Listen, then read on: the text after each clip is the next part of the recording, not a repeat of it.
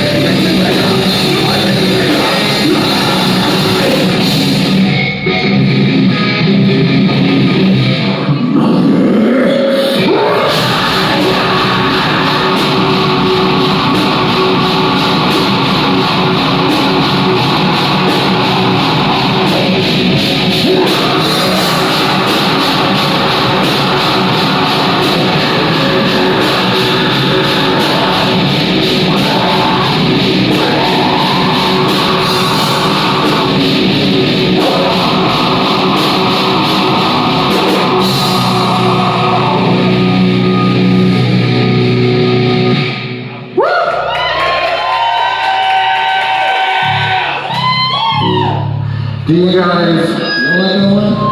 you guys want one more fucking song?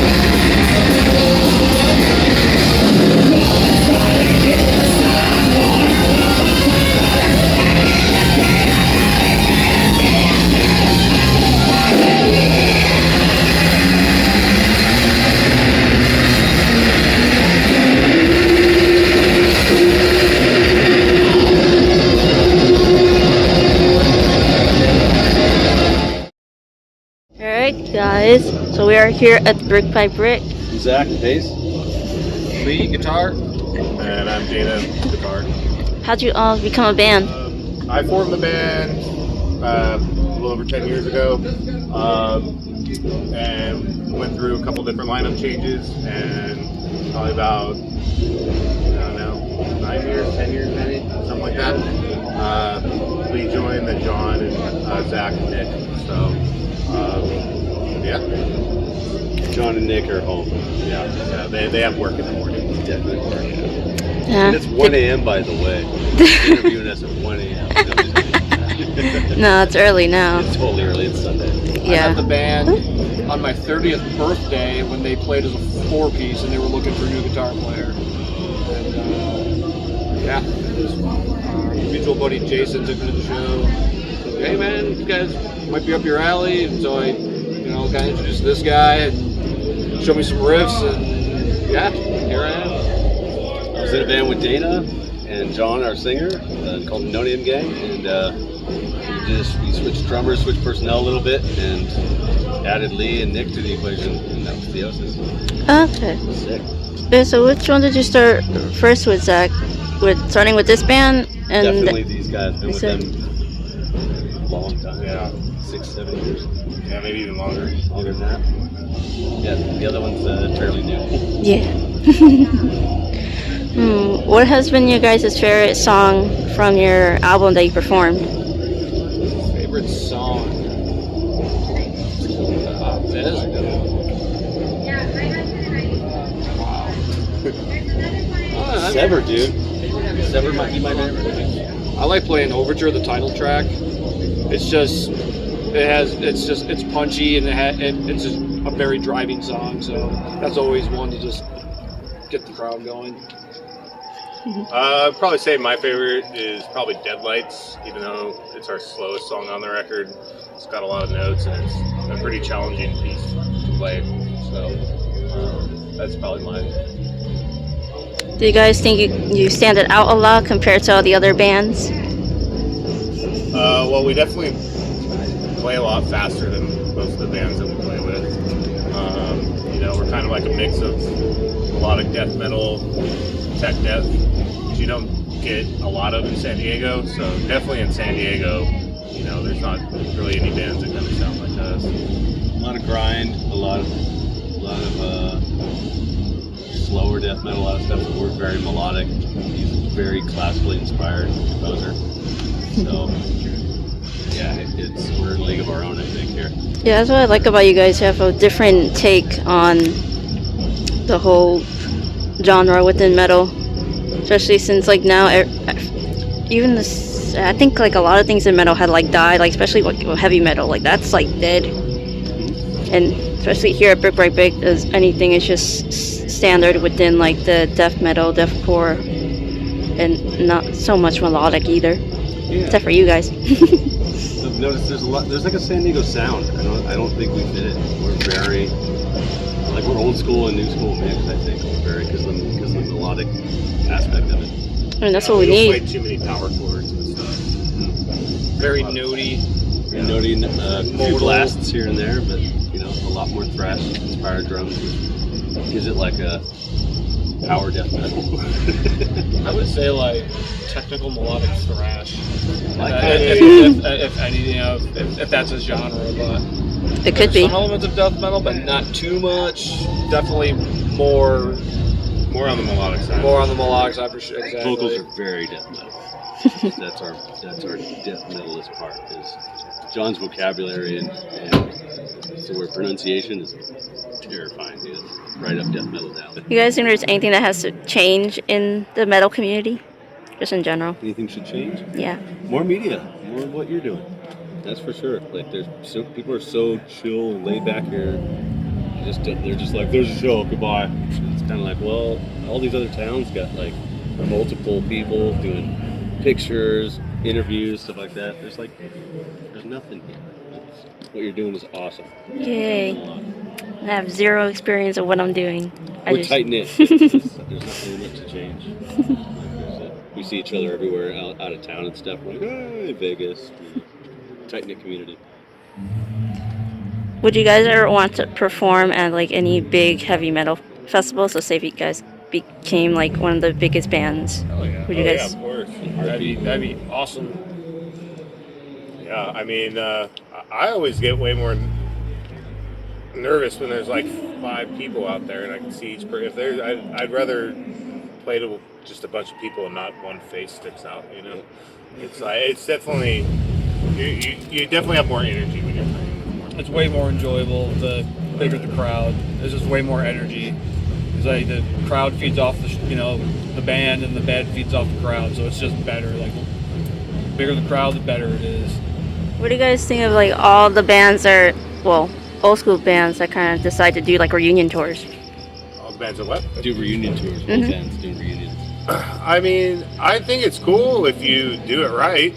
You know, if you, for one, I'm not gonna. I mean, probably know who this band was, but going out with like one person from like years ago, that's stupid. You know.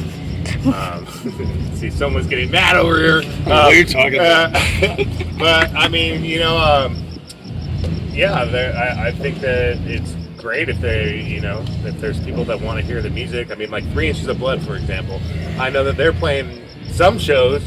They alluded to a United States tour. They're playing a couple dates in the United States, but closer to Canada. But who knows if they'll play anything around here. But that's like a band that I think would do great on a reunion tour. 3 Inches of Blood, gotta check them out. Yeah. I'm dying. What do you think? Oh, I haven't thought about that. I think it depends on the band.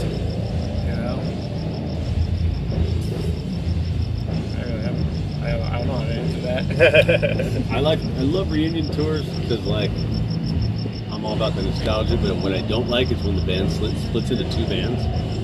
Oh, They man. both go on tour at the same time, like Morbid Angel and I Am Morbid. I'll just say it. Yeah. Where I'm like, because there's members of the band in both bands. So I'm like, what do you guys do? Morbid Angel 1 and 2? I'm like, what is this?